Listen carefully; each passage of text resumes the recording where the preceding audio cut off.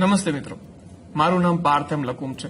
Currently I am working as a lecturer in diploma mechanical engineering at Atmiya college.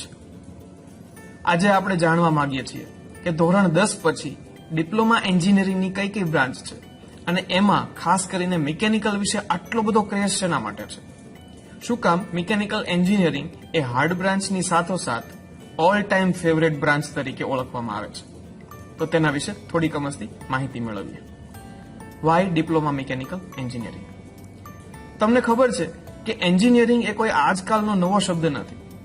હજારો વર્ષોથી mechanical engineering વિશે અને ખાસ કરીને એન્જિનિયરિંગના કન્સેપ્ટ્સ વિશે લોકો કામ કરતા રહ્યા છે. મિકેનિકલ એન્જિનિયરિંગની અંદર એક રિવોલ્યુશન અથવા તો એક ક્રાંતિ સર્જાઈ છે. આ ક્રાંતિની અંદર સૌથી પહેલું પગથિયું હતું તો કે ચક્રની શોધ.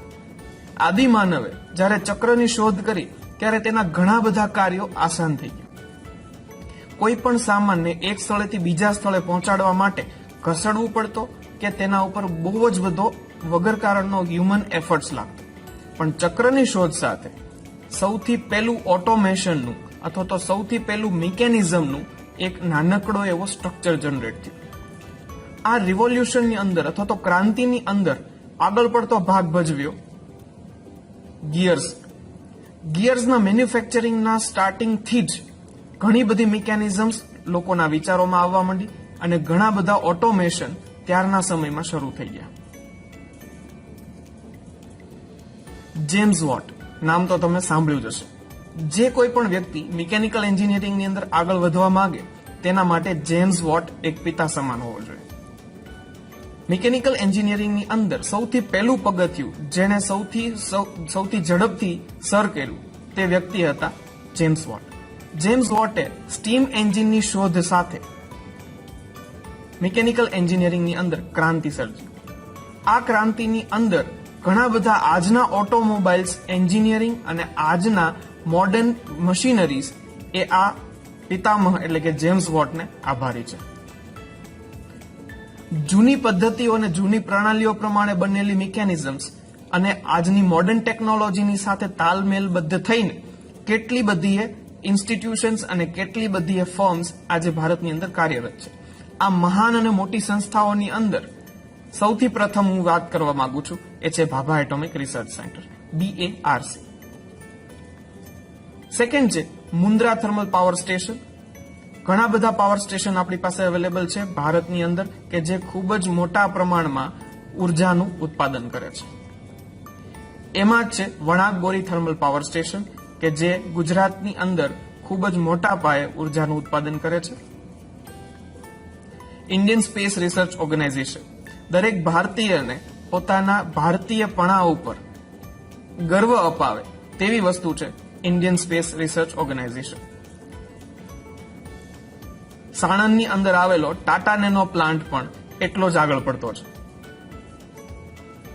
3D પ્રિન્ટિંગ, રેપિડ પ્રોટોટાઇપિંગની દુનિયાની અંદર આજે એટલી બધી માંગ છે કે જે મિકેનિકલ એન્જિનિયરિંગને આભારી છે. મોડર્ન રોબોટિક્સથી માંડીને નવા નવા ઓટોમેશન્સ દરેક જગ્યાએ મિકેનિકલ એન્જિનિયરોની ભરમાર છે અને એટલા બધા સ્કોપ્સ અવેલેબલ છે જેની અંદર તમે પોતાનું ટેલેન્ટ અજમાવી શકો છો. મિકેનિકલ એન્જિનિયરિંગ જે છે એ 4 ભાગની અંદર હું સમજાવવાનો પ્રયત્ન કરીશ. સૌથી પહેલું production of computer hardware and accessories. જો તમે કમ્પ્યુટર લાઇનની અંદર આગળ વધો છો તો તમને ખબર પડશે કે કમ્પ્યુટર હાર્ડવેર અને એક્સેસરીઝના મેન્યુફેક્ચરિંગ માટે મશીનરીઝની જરૂરિયાત પડે છે અને આ મશીનરીઝને ચલાવવા માટે એમના મેન્ટેનન્સ માટે કોની જરૂરિયાત પડશે? મિકેનિકલ એન્જિનિયરોની. જો તમે automation in chemical plants and ફાર્માસ્યુટિકલ્સમાં આગળ વધો છો, તમે ફાર્માસ્યુટિકલ કંપનીઝ જુઓ અથવા તો કેમિકલના પ્લાન્ટ્સ જુઓ તો દરેક જગ્યાએ મશીનોની જરૂરિયાત પડશે. આ બધા જ મશીનો માટે કોણ જોઈશે? મિકેનિકલ એન્જિનિયરો. ઓટોમોબાઈલ બોડીઝના ડિઝાઇનિંગ માટે, એના મેન્યુફેક્ચરિંગ માટે અને ઓટોમેશન માટે પણ કોની જરૂરિયાત રહેશે? તો કે મિકેનિકલ એન્જિનિયરોની. અને machineries in construction and architecture. તમે સિવિલ ડિપાર્ટમેન્ટની અંદર આગળ વધો છો તો ત્યાં અર્થ મૂવિંગ મશીન્સથી માંડીને મોટા મોટા આર્કિટેક્ચર ડિઝાઇન્સની અંદર દરેક જગ્યાએ મિકેનિકલ એન્જિનિયરો તમને ડગલે ને પગલે જોવા મળશે. એટલે કહી શકીએ કે મિકેનિકલ બ્રાન્ચ એક એવી બ્રાન્ચ છે કે જે દરેક બ્રાન્ચ સાથે સંલગ્ન છે અને દરેક બ્રાન્ચની અંદર ત્યાં તમે તમારું કરિયર બનાવી શકો. This is why mechanical engineering. Major areas of mechanical engineering. Mechanical engineering ના મુખ્ય એરિયા કયા કયા છે તેના વિશે થોડીક મસ્તી વાતચીત કરી લઈએ. સૌથી પ્રથમ છે designing, thermal, manufacturing, maintenance and quality control. આ ચાર ભાગની અંદર સમગ્ર મિકેનિકલ એન્જિનિયરિંગ આવરી લેવામાં આવતું હોય છે. Vote to learn in mechanical engineering. Mechanical એન્જિનિયરિંગની અંદર શું શીખવાનું છે તેના વિશે માહિતી મેળવીએ. સૌથી પહેલા ડિઝાઇનના સોફ્ટવેર્સ તમે શીખશો. ડિઝાઇન સોફ્ટવેર્સની અંદર મુખ્ય સોફ્ટવેર્સ કંઈક આ પ્રમાણે છે: ઓટોકેડ, સોલિડવર્ક્સ, ક્રિયો, આઈડિયા, નાસ્ટ્રા, જેના લોગોઝ અહીંયા તમને સ્ક્રીન ઉપર વિઝિબલ હશે. ઘણા બધા ઓટોમોબાઈલ ડિઝાઇનિંગની અંદર, ઓટોમેટિવ પાર્ટ્સની અંદર, ઇન્ડસ્ટ્રીયલ પાર્ટ્સની અંદર પહેલા ડિઝાઇનિંગ કરવું પડે, જેનું 2D મોડેલ બને, તેમાંથી તેનું 3D મોડેલ બને અને પછી તેના હીટ અને થર્મલ એનાલિસિસ કરવામાં આવે. આ થર્મલ એનાલિસિસ કે આ ડિઝાઇનિંગ ઓટોકેડ જેવા અલગ અલગ સોફ્ટવેરની અંદર થતા હોય છે. એની સાથોસાથ તેની એસેમ્બલી, તેના એનિમેશન વગેરે માટે પણ ડિઝાઇનિંગ ખૂબ જ મહત્વનું છે. અને આપણે હમણાં જે સોફ્ટવેરની વાત કરી એ બધા જ સોફ્ટવેર તમે મિકેનિકલ એન્જિનિયરિંગની અંદર શીખશો.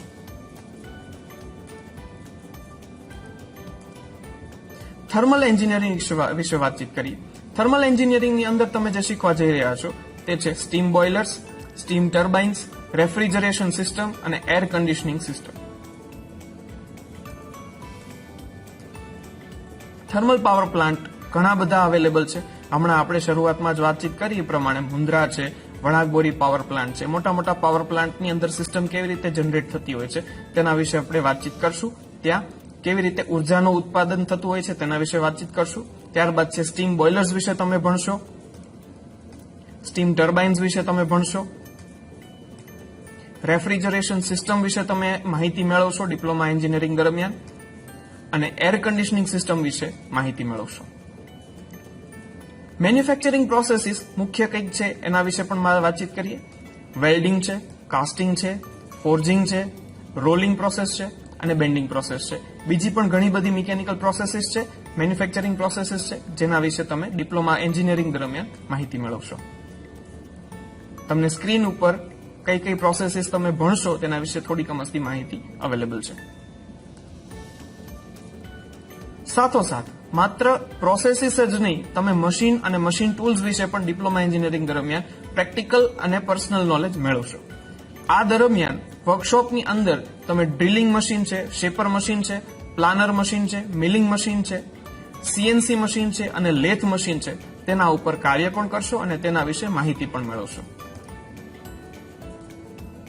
મેન્ટેનન્સની અંદર તમે અલગ અલગ મશીનરીઝને કેવી રીતે મેન્ટેન કરવામાં આવે છે, તેનું રિપેરિંગ કેવી રીતે કરવામાં આવે છે, તેને કેવી રીતે ઓપન કરવામાં આવે છે, તેને કેવી રીતે જોડવામાં આવે છે, તેની એસેમ્બલી, તેની અંદર કઈ કયા ફોલ્ટ આવે છે, તેનું લ્યુબ્રિકેશન વગેરે વિશે માહિતી મેળવશો.